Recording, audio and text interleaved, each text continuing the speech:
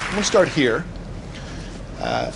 This is a hand-lettered sign that appeared in a mom-and-pop bakery in my old neighborhood in Brooklyn a few years ago. The store owned one of those machines that can print on plates of sugar. And kids could bring in drawings and have the store print a sugar plate for the top of their birthday cake. But unfortunately, one of the things kids liked to draw was cartoon characters. They'd like to draw the Little Mermaid, they'd like to draw Smurf, they'd like to draw Mickey Mouse. But it turns out to be illegal to print a child's drawing of Mickey Mouse onto a plate of sugar. And it's a copyright violation. And policing copyright violations for children's birthday cakes was such a hassle that the college bakery said, you know what, we're getting out of that business. If you're an amateur, you don't have access to our machine anymore. If you want a printed sugar birthday cake, you have to use one of our prefab images, only for professional. So there's two bills in Congress right now. One is called SOPA, the other is called PIPA. SOPA stands for the Stop Online Piracy Act. It's from the Senate. PIPA is short for Protect IP, which is itself short for Preventing Real Online Threats to Economic Creativity and Theft of Intellectual Property, because the congressional aides who name these things have a lot of time on their hands. And what SOPA and PIPA want to do is they want to do this. They want to raise the cost of copyright compliance to the point where people simply get out of the business of offering it as a capability to amateurs. Now, the way they propose to do this is to identify sites that are substantially infringing on copyright, although how those sites are identified is never fully specified in the bills. And then they want to remove them from the domain name system. They want to take them out of the domain name system. Now, the domain name system is the thing that turns human readable names like google.com into the kinds of addresses machines expect, 74.125.226.212. Now, the problem with this model of censorship, of identifying a site and then trying to remove it from the domain name system, is that it won't work. And you'd think that would be a pretty big problem for a law, but Congress seems not to have let that bother them too much. Now, the reason it won't work is that you can still type 74.125.226.212 into the browser, or you can make it a clickable link, and you'll still go to Google. So the policing layer around the problem becomes the real threat of the act. Now, to understand how Congress came to write a bill that won't accomplish its stated goals but will produce a lot of pernicious side effects, you have to understand a little bit about the backstory. And the backstory is this. SOPA and PIPA, as legislation, were drafted largely by media companies that were founded in the 20th century. The 20th century was a great time to be a media company because the thing you really had on your side was scarcity. If you were making a TV show, it didn't have to be better than all other TV shows ever made. It only had to be better than the two other shows that were on at the same time, which is a very low threshold of competitive difficulty, which meant that if you fielded average content, you got a third of the US public for free. Tens of millions of users for simply doing something that wasn't too terrible. This is like having a license to print money and a barrel of free ink. But technology moved on, as technology is wont to do, and slowly, at the end of the 20th century, that scarcity started to get eroded. And I don't mean by digital technology, I mean by analog technology. Cassette tapes, video cassette recorders, even the humble Xerox machine created new opportunities for us to behave in ways that astonished the media business. Because it turned out we're not really couch potatoes. We don't really like to only consume. We do like to consume, but every time one of these new tools came along, it turned out we also like to produce and we like to share. And this freaked the media businesses out. It freaked them out every time.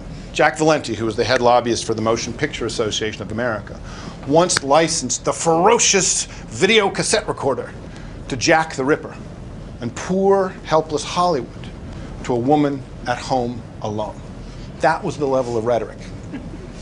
And so the media industries begged, insisted, demanded that Congress do something. And Congress did something. By the early 90s, Congress passed the law that changed everything. And that law was called the Audio Home Recording Act of 1992. What the Audio Home Recording Act of 1992 said was, look at, if people are taping stuff off the radio and then making mixtapes for their friends, that is not a crime. That's okay.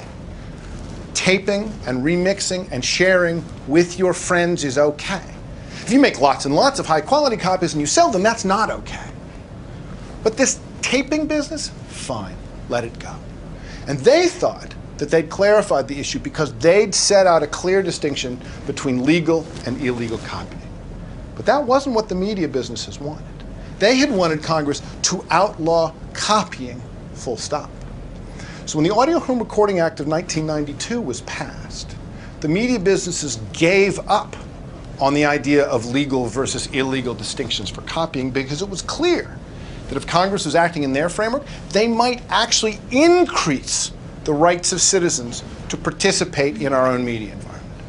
So they went for Plan B. It took them a while to formulate Plan B, but Plan B appeared in its first full-blown form in 1998, something called the Digital Millennium Copyright Act. It was a complicated piece of legislation, a lot of moving parts.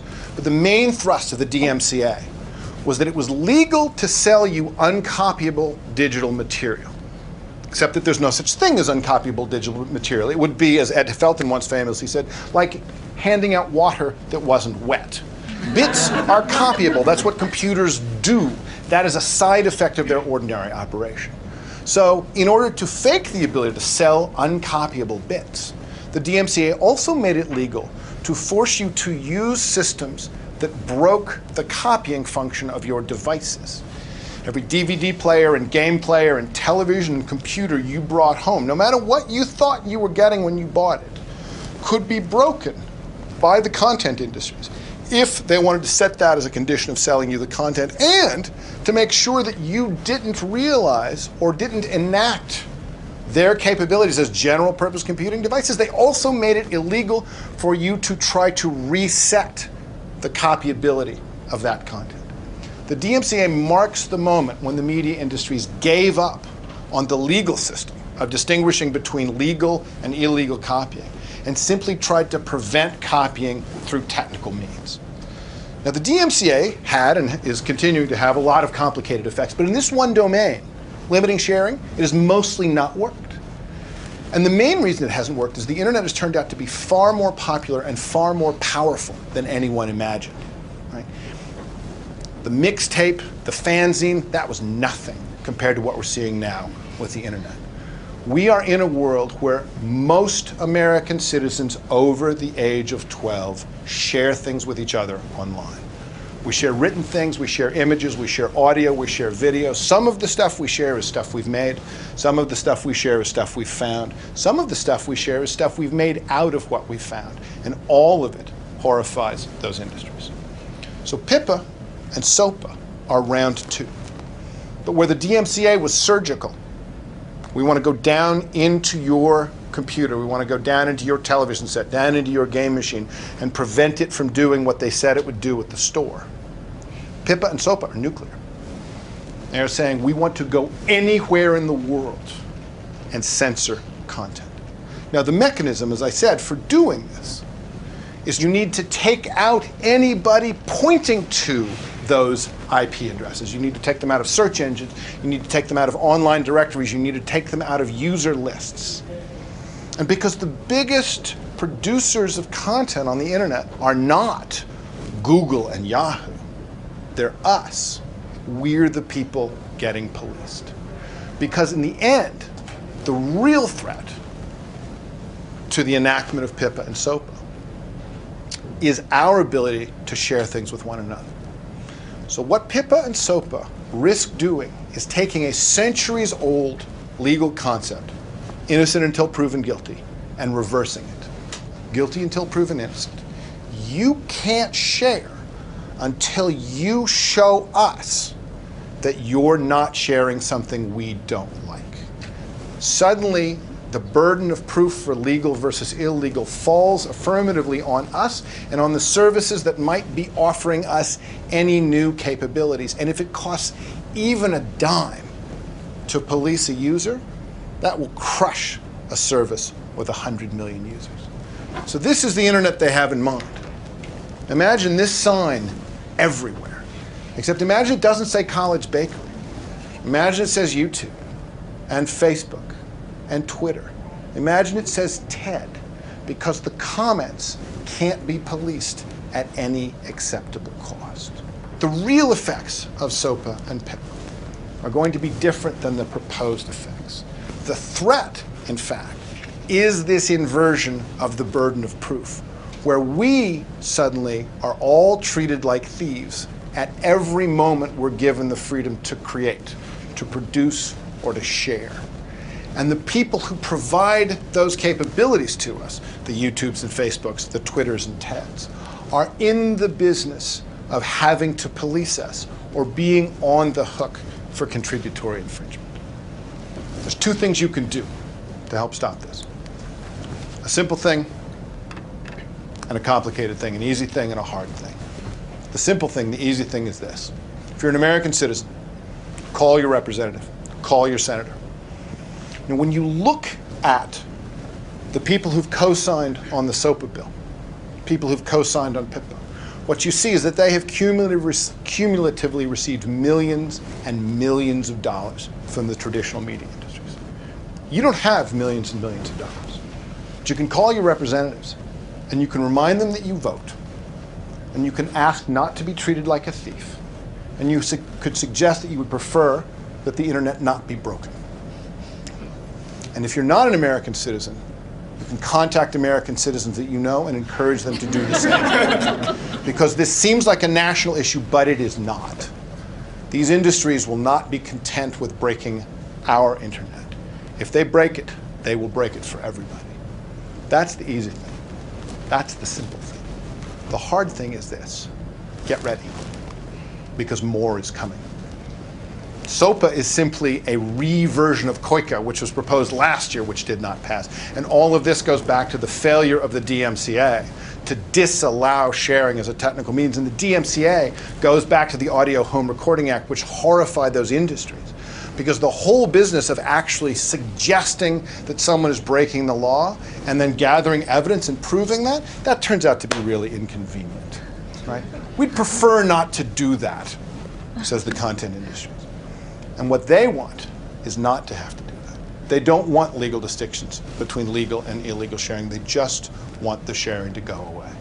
PIPA and SOPA are not oddities. They're not anomalies. They're not events. They're the next turn of this particular screw, which has been going on 20 years now. And if we defeat these, as I hope we do, more is coming. Because until we convince Congress that the way to deal with copyright violation is the way copyright violation was dealt with Napster, with YouTube, which is to have a trial with all the presentations of evidence and the hashing out of facts and the assessment of remedies that goes on in democratic societies. That's the way to handle this. In the meantime, the hard thing to do is to be ready, because that's the real message of PIPA and SOPA. Time Warner is called, and they want us all back on the couch, just consuming, not producing, not sharing, and we should say no. Thank you.